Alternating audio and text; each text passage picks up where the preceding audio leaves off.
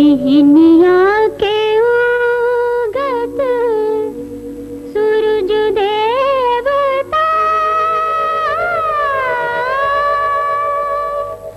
तोरे चरणन के प्रभु जी में दासी होवं।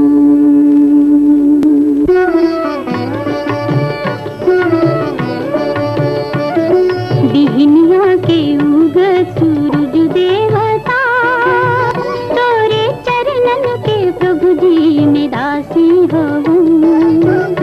बीच नदिया में रह के प्यासी होवं।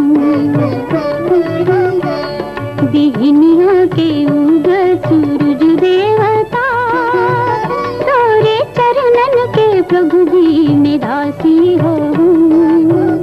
बीच नदिया में रह के प्यासी होवं।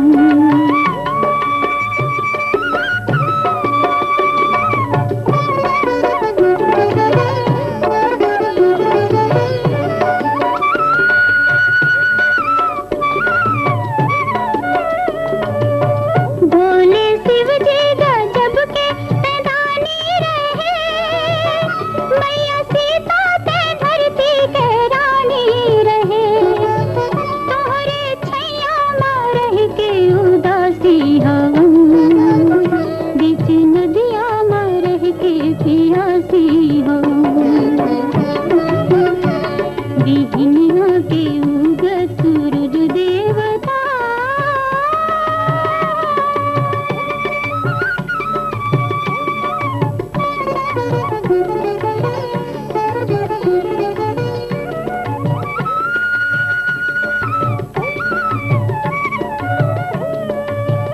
माता तुलसी सही भुइया हरियर रहे। तोर दया के किरण मैया घर घर रहे।